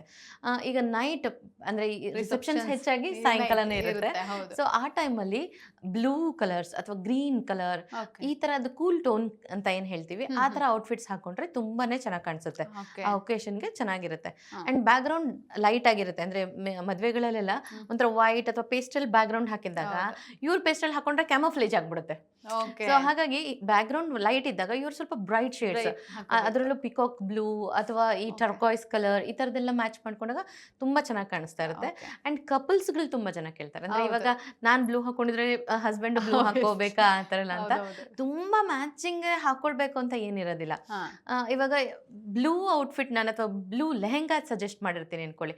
ಜಸ್ಟ್ ಬೋ ಅಂದ್ರೆ ಗ್ರೂಮ್ ಅಂತ ಮದ್ವೆ ಹುಡುಗ ಏನಿರ್ತಾರಲ್ಲ, ಅದೇ ಬ್ಲೂನ ಬೋ ಹಾಕೊಂಡ್ರು ತುಂಬಾ ಎಲಿಗೆಂಟ್ ಆಗಿ ಕಾಣಿಸ್ತಾ ಇರುತ್ತೆ, ಆಯ್ತಾ? ಸೊ ಹಂಗೆ ಹಾಕೋ. ಈಗ ಪಿಂಕ್ ಎಲ್ಲ ಹುಡುಗಿರ್ಗೂ ಇಷ್ಟ ಆಗಿರುತ್ತೆ, ಪಿಂಕ್ ಮರೂನ್ ಅಂತ. ಹಾಗೆಂತ ಪಾಪ ಹುಡುಗರಿಗೆ ಆ ತರ ಹಾಕಿದ್ರೆ ಅದು ತುಂಬಾ ಕೊಡಕ್ ಕಾಣಿಸ್ತಾ ಇರುತ್ತೆ. ಸೊ ಬೇಜ್ ಕಲರ್ ಅಥವಾ ಕ್ಲಾಸಿಕ್ ಬ್ಲೇಸರ್ಸ್ ಹಾಕೊಂಡು ಮ್ಯಾಚಿಂಗ್ ಬೋ ಅಥವಾ ಟೈನ ಅವರು ಇನ್ಕಾರ್ಪೊರೇಟ್ ಮಾಡಿದ್ರೆ ತುಂಬಾ ಚೆನ್ನಾಗಿ ಕಾಣಿಸ್ತಾ ಇರುತ್ತೆ, ಹುಡುಗಿಗೂ ಬೇಜಾರಿಲ್ಲ. ಸೊ ಈ ಶೇರ್ವಾನಿಗಳು ಹಾಕೊಳ್ಬೇಕಂದ್ರೂ ಅಷ್ಟೇನೆ. ಇವಾಗ ನಂದು ಟಾಪ್ ಬೇಜ್ ಕಲರ್ ಇದು ಬಾಟಮ್ ನನ್ನ ಮೆರೂನ್ ಹಾಕೊಂಡಿದ್ದೀನಿ ಅಂದ್ರೆ ವೈಸ್ ವರ್ಸ ಅವ್ರು ಮಾಡ್ಕೊಳ್ಬಹುದು. Bride and groom mix and match ಮಾಡ್ಕೊಂಡಾಗ ತುಂಬಾ ಚೆನ್ನಾಗಿ ಕಾಣಿಸ್ತಾ ಇರುತ್ತೆ. ಈಗ ಪಿಕಾಕ್ ಥೀಮ್ ಅಲ್ಲಿ ರೆಡಿ ಆಗಿದ್ದಾಳೆ ಹುಡುಗಿ ಅಂತಂದ್ರೆ ಹುಡುಗನು ಪಿಕಾಕ್ ಥೀಮ್ದು ಬ್ಲೇಸರ್ ಎಲ್ಲ ಹಾಕೋಬೇಕಂತ ಏನಿರೋದಿಲ್ಲ. ಅದೊಂಥರ ಅವ್ರಿಗೆ ಅಷ್ಟು ಕಂಫರ್ಟಬಲ್ ಆಗಲ್ಲ, ಮತ್ತೆ ಫರ್ದರ್ ಅವ್ರು ಅದನ್ನ ಕ್ಯಾರಿನೇ ಮಾಡೋಕ್ಕಾಗಲ್ಲ. ಸೊ ಪೇಸ್ಟಲ್ ಕಲರ್ ಹಾಕೊಂಡು ಪಿಕಾಕ್ ಥೀಮ್ದು ಟೈ ಹಾಕೊಂಡಾಗ ಅಥವಾ ಒಂದು ಬ್ರೇಸ್ಲೆಟ್ ಅಲ್ಲಿ ಹಾಕೊಳ್ಬಹುದು, ಒಂದು ಸಣ್ಣ ಸ್ಟೇಟ್ಮೆಂಟ್ಗಳನ್ನ ಹಾಕೊಂಡು ಅಥವಾ ಶೇರ್ವಾನಿ ಹಾಕೊಂಡಾಗ ವೈಟ್ ಶೇರ್ವಾನಿಗೆ ಬ್ರೋಚ್ಗಳು ಬರುತ್ತೆ, ಅದನ್ನ ಪಿಕಾಕ್ ಥೀಮ್ ಅಲ್ಲಿ ಹಾಕೊಂಡಾಗ ತುಂಬಾ ಚೆನ್ನಾಗಿ ಕಾಣಿಸ್ತಾ ಇರುತ್ತೆ. ಸೊ ಹಂಗೆ ನೋಡೋದಕ್ಕೆ ತುಂಬಾ ಚೆನ್ನಾಗಿ ಕಾಣಿಸ್ಬೇಕು. ಮ್ಯಾಚಿಂಗ್ ಗಿಂತ ಸ್ವಲ್ಪ ಕಾಂಟ್ರಾಸ್ಟ್ ಹೌದು. So according to the colour wheel ಅವ್ರ ಸ್ಕಿನ್ ಟೋನ್ ಅನ್ನು ನೋಡ್ಕೊಂಡು, ಫೇರ್ ಇದಾರೆ ಅಂದ್ರೆ ಪಿಂಕ್ ಶೇಡ್ಸ್ ಚೆನ್ನಾಗಿರುತ್ತೆ, ಮೀಡಿಯಂ ಟೋನ್ ಇದಾರೆ ಅಂತಂದ್ರೆ ಅವ್ರಿಗೆ ಮೆಜೆಂಟಾ ಶೇಡ್ಸ್ ಅಥವಾ ರೆಡ್ ಶೇಡ್ ಚೆನ್ನಾಗಿರುತ್ತೆ. ಸೌತ್ ಇಂಡಿಯನ್ಸ್ಗೆ ಇದೆರಡು ಮಿಕ್ಸ್ ಮ್ಯಾಚ್ ಮಾಡ್ಕೊಂಡ್ರು ಚೆನ್ನಾಗಿರುತ್ತೆ. But not always maroon. ತುಂಬಾ ಜನ ಮರೂನ್ ಲೆಹೆಂಗಾ ಅಥವಾ ಮರೂನ್ ಸ್ಯಾರಿ ಅಂತ ಅನ್ಕೊಳ್ತಾ ಇರ್ತಾರೆ. ಅದು ಫೋಟೋದಲ್ಲಿ ಅಷ್ಟು ಚೆನ್ನಾಗಿ ಬರೋದಿಲ್ಲ ಆಕ್ಚುಲಿ. ತುಂಬಾ ಜನ ಇವಾಗ ಸ್ವಲ್ಪ ಡಸ್ಕಿ ಕಲರ್ ಇದಾರೆ ಅಂದ್ರೆ ಮರೂನ್ ಹಾಕೊಂಡಾಗ ಇನ್ನೂ ಡಾರ್ಕ್ ಆಗಿ ಕಾಣಿಸ್ತಾ ಇರ್ತಾರೆ. ಸೊ ನಮ್ಮ ಸ್ಕಿನ್ ಟೈಪ್ ನೋಡ್ಕೋಬೇಕಂದ್ರೆ ಎಲ್ಲದಕ್ಕಿಂತ ಬೆಸ್ಟ್ ಅಂದ್ರೆ ಒಂದು ಫ್ರೀ ಕೌನ್ಸಿಲಿಂಗ್ ಮಾಡ್ತೀವಿ. ಇದಕ್ಕೋಸ್ಕರ ಅಂತಾನೆ ಬ್ರೈಡ್ಗೆ ಯಾರ ಹತ್ರ ಆದ್ರೂ ಮೇಕಪ್ ಮಾಡಿಸ್ಕೊಳ್ಳಿ, ಅವ್ರಿಗೆ ಇದೆಲ್ಲ ಒಂದು ಸಣ್ಣ ಸಣ್ಣ ವಿಚಾರಗಳನ್ನ ನಾವು ಹೇಳ್ಕೊಡ್ಬೇಕಾಗತ್ತಲ್ಲ. ಹಾಗಾಗಿ ನಾವೇನ್ ಮಾಡ್ತೀವಿ ಅಂದ್ರೆ ಫ್ರೀ ಕೌನ್ಸಿಲಿಂಗ್ ಕೂಡ ಮಾಡ್ತಿರ್ತೀವಿ. ನೀವು ನಿಮ್ಮ ಸ್ಕಿನ್ ಟೋನ್ಗೆ ನಿಮ್ಮ ಈ ತರ ಔಟ್ಫಿಟ್ಗೆ ಈ ತರ ಮೇಕಪ್ ಚೆನ್ನಾಗಿರುತ್ತೆ ಅಂತ. ಸೊ ಯಾರಾದ್ರೂ ಬೆಸ್ಟ್ ಕೌನ್ಸಿಲಿಂಗ್ ಮಾಡೋಂಥವ್ರ ಹತ್ರ ಬ್ರೈಡಲ್ ಕೌನ್ಸಿಲಿಂಗ್ ಮಾಡಿಸ್ಕೊಂಡಾಗ ಈ ಎಲ್ಲಾ ವಿಚಾರಗಳು ತಿಳ್ಕೊಳ್ಳುತ್ತೆ. ಸೊ ಆವಾಗ ಒಂದು ಬಿಗ್ ಡೇಲಿ ತುಂಬಾ ಚೆನ್ನಾಗಿ ರೆಡಿ ಆಗ್ಬೋದು ಅಲ್ವಾ? ಓಕೆ ಮ್ಯಾಮ್, ಈಗ ಕೊನೆಯದಾಗಿ ಈಗ ನಾವು ಮೇಕಪ್ ಮಾಡಿಸ್ಕೊಳ್ಳೋರ್ಗಿಂತ ಅವ್ರಿಗೂ ಕೂಡ ಹಾ. ಮಾಡೋರ್ಗೂ ಒಂದು ಟಿಪ್ಸ್ Yes. ಬೇಕಾಗಿರುತ್ತೆ. Yes, ಈಗ yes. ಮಾಡೋರು ಕೂಡ ಅವ್ರ ಎಕ್ಸ್ಪೆಕ್ಟೇಷನ್ ತಕ್ಕ ಮಾಡ್ಬೇಕಲ್ಲ. ಹೌದು, ಅವರಿಗೆ ಹೌದು. ನಿಮ್ಮ ಟಿಪ್ಸ್ ಏನು? ಇದು ತುಂಬಾ ಜನಕ್ಕೆ ಯೂಸ್ ಆಗುತ್ತೆ. ಯಾಕಂದ್ರೆ ಲ್ಯಾಕ್ಸ್ ಟುಗೆದರ್ ಮೇಕಪ್ ಆರ್ಟಿಸ್ಟ್ಗಳು ಆಲ್ರೆಡಿ ಎಸ್ಟಾಬ್ಲಿಷ್ ಆಗ್ಬಿಟ್ಟಿದ್ದಾರೆ. ಒಳ್ಳೊಳ್ಳೆ ಮೇಕಪ್ ಆರ್ಟಿಸ್ಟ್ಗಳು ಕೂಡ ಇದ್ದಾರೆ, ಇದ್ದಾರೆ. ಚೆನ್ನಾಗಿ ಮಾಡೋಂಥವ್ರು ಇದ್ದಾರೆ. ಬಟ್ ಇವಾಗ ನಾನು ಕೊಡೋ ಸಜೆಷನ್ ಅಪ್ಕಮಿಂಗ್ ಮೇಕಪ್ ಆರ್ಟಿಸ್ಟ್ಗಳಿಗೆ. ಓಕೆ. ಯಾಕಂದ್ರೆ ತುಂಬಾ ಜನ ಈ ಫೀಲ್ಡ್ಗೆ ಬಂದ ತಕ್ಷಣ ಏನು ಅನ್ಕೋತಾರೆ, ನಾನು ಮೇಕಪ್ ಆರ್ಟಿಸ್ಟ್ ಆದ ತಕ್ಷಣ ಲ್ಯಾಕ್ಸ್ ಟುಗೆದರ್ ಅರ್ನ್ ಮಾಡ್ಬಿಡ್ತೀನಿ, ನಂಗೆ ತುಂಬಾ ಬ್ರೈಡಲ್ ಆರ್ಡರ್ ಸಿಗುತ್ತೆ ಅನ್ನೋ ಹೌದು. ಮಿತ್ತಲ್ಲಿ ಇರ್ತಾರೆ. ಸೊ ನಿಮ್ಮ ಶೋ ಮೂಲಕ ಅದೊಂದು ಹೇಳೋದಕ್ಕೆ ಇಷ್ಟಪಡ್ತೀನಿ. It's not so easy. ಆಯ್ತಾ, ಈ ಫೀಲ್ಡಲ್ಲಿ ಅಷ್ಟೊಂದು ಈಸಿ ಅಲ್ಲ. ಕಲ್ತಿದ ತಕ್ಷಣ ಯಾರಿಗೂ ಅಷ್ಟೊಂದು ಜಾಬ್ ಸಿಕ್ಬಿಡಲ್ಲ. So you have to prove yourself. ಅಂದರೆ ಅವರು ಒಳ್ಳೊಳ್ಳೆ ವರ್ಕ್ ಮಾಡಿ ಅವ್ರನ್ನ ಪ್ರೂವ್ ಮಾಡಿ ತೋರಿಸ್ಕೊಳ್ಬೇಕು. ಹಾಗೆ ಬ್ರೈಡಲ್ ಮೇಕಪ್ ಮಾಡ್ಬೇಕಂದ್ರೆ ಒಂದು ಆಬ್ಜೆಕ್ಟ್ ಥರ ನೋಡಬಾರ್ದು. ಅಂದರೆ ನಾನು ಎಲ್ಲ ಕಲ್ತ್ಬಿಟ್ಟಿದ್ದೀನಿ, 3D HD ಎಲ್ಲ ಫಾರ್ಮುಲಾ ಕಲ್ತಿದ್ದೀನಿ, ಅದು ತಗೊಂಡೆಲ್ಲ ಹಾಕಿ ನಾನೊಂದು ಒಳ್ಳೆ ಬ್ರೈಡ್ ಮಾಡ್ಬಿಡ್ತೀನಿ ಅಂತ ಅನ್ಕೊಳ್ಳೋದು ತಪ್ಪಾಗುತ್ತೆ. ಸೊ ಯಾವುದೇ ಮೇಕಪ್ ಆರ್ಟಿಸ್ಟ್ಲಿ ನಾನು ಏನು ಕಲ್ತಿದ್ದೀನಿ ಅಥವಾ ನನ್ನ ಹತ್ರ ಏನು ಪ್ರಾಡಕ್ಟ್ ಇದೆ ಅದನ್ನು ಮಾಡೋದಕ್ಕಿಂತ ಬ್ರೈಡ್ಗೆ ಏನು ರಿಕ್ವೈರ್ಮೆಂಟ್ ಇದೆ, ಅವ್ರ ಆಸೆ ಏನು, ಅದನ್ನು ಕೇಳೋದು ತುಂಬಾ ಇಂಪಾರ್ಟೆಂಟ್ ಆಗಿರುತ್ತೆ. ಯಾಕಂದ್ರೆ ಕೆಲವರಿಗೆ ತುಂಬಾ ಸಿಂಪಲ್ ಅಂಡ್ ಸೋಬರ್ ಮೇಕಪ್ ಬೇಕಾಗುತ್ತೆ. ಅಂಥದ್ರಲ್ಲಿ ನಾವು ಹೋಗಿ ಚೆನ್ನಾಗಿ ವೈಬ್ರೆಂಟ್ ಕಲರ್ಸ್ ಹಾಕ್ಬಿಟ್ಟಾಗ they don't feel very comfortable. So ಹಾಗಾಗಿ ಫಸ್ಟ್ 1-to-1 ಡಿಸ್ಕಷನ್ ಎಲ್ಲ ಮೇಕಪ್ ಆರ್ಟಿಸ್ಟು ಎಲ್ಲ ಅವ್ರವ್ರ ಬ್ರೈಡ್ ಜೊತೆ ಮಾಡ್ಕೊಂಡ್ರೆ ಬೆಟರ್ ಇರುತ್ತೆ. ಸೊ 1-to-1 ಇಂಟ್ರಾಕ್ಷನ್ ಆದ್ಮೇಲೆ ಅವ್ರ ಲೈಕಿಂಗ್ ಏನಿದೆ ಅಂತ ಕೇಳಿ, ಆಮೇಲೆ ಕೆಲವರಿಗೆ ನೋ ಮೇಕಪ್ ಅಂದ್ರೆ ಮೇಕಪ್ಪೇ ಮಾಡ್ಕೊಂಡಿರಲ್ಲ ಅವರು, ಆ ಥರದವ್ರಿಗೆ ಎಕ್ದಮ್ ನಾವು ತುಂಬಾ ಮೇಕಪ್ ಮಾಡಿದಾಗ ಇಡೀ ದಿನ ನಾನು ಏನೋ ಒಂಥರ ತುಂಬಾ ಹೆವಿ ಫೀಲ್ ಆಗ್ತಿರುತ್ತೆ ಅಂತ ಅನ್ಸುತ್ತೆ. ಸೊ ಅವ್ರಿಗೇನು ಮಾಡಬೇಕು, ಒಂದು ಸ್ವಲ್ಪ ಕೌನ್ಸಿಲಿಂಗ್ ಥರ ಮಾಡಿ, this is your day, you have to get ready like a princess ಅಂತ ನಾವು ಅವ್ರಿಗೆ ಬೂಸ್ಟ್ ಮಾಡಬೇಕು. ಒಂದೆರಡು ಟ್ರಯಲ್ಸ್ ಕೊಟ್ಟು ಅವ್ರಿಗೆ I can carry it off. ಇವಾಗ ಫೇಕ್ ಲ್ಯಾಶಸ್ಸಿಂದ ಹಿಡಿದು ಎಕ್ಸ್ಟೆನ್ಷನ್ ಹಿಡಿದು ಒಂದ್ಸತಿ ನಾನು ಅದನ್ನು ಕ್ಯಾರಿ ಮಾಡ್ತೀನಿ, ಇಟ್ಸ್ ಮೈ ಡೇ. ತುಂಬ ಸಿಂಪಲ್, ನೋ ಮೇಕಪ್ ಲುಕ್ಗೆಲ್ಲ ವರ್ಕ್ ಆಗಲ್ಲ. ಬ್ರೈಡ್ ಅಂದ ತಕ್ಷಣ I have to get ready like this ಅಂತ ಕೌನ್ಸಿಲಿಂಗ್ ಮಾಡಿ ಅವ್ರನ್ನ ರೆಡಿ ಮಾಡೋದು ನಮ್ಮದೇ ಜವಾಬ್ದಾರಿ ಆಗಿರುತ್ತೆ being a makeup artist. So ಇಷ್ಟು ಕೆಲಸ ಇರುತ್ತೆ. ಹೌದು, ಈಗ ಆಕ್ಚುಲಿ ತುಂಬಾ ಜನ ಗೊಂದಲ ಇದೆ. ಈಗ ಬರ್ತಿರೋಂಥದ್ದು ಜಸ್ಟ್ ಈಗ ಕೋರ್ಸ್ಗಳನ್ನ ಮುಗಿಸಿ ಬರ್ತಿರೋರಿಗೆ ಈ ಗೊಂದಲ ಅಂತೂ ತುಂಬಾ ಇದೆ. ಅವ್ರಿಗೆ ಈ ಕನ್ಫ್ಯೂಷನ್ ಈಗ ಹೋಗಿರುತ್ತೆ ಅಂತ ಅನ್ಕೊಳ್ತೀನಿ. ಸೊ ಬಿಫೋರ್ ಅವ್ರು ಮಾಡೋದಕ್ಕಿಂತ ಅವ್ರ ಜೊತೆ ಸ್ವಲ್ಪ ಮಾತಾಡ್ಕೊಳ್ಳೋದು ಬೆಸ್ಟ್.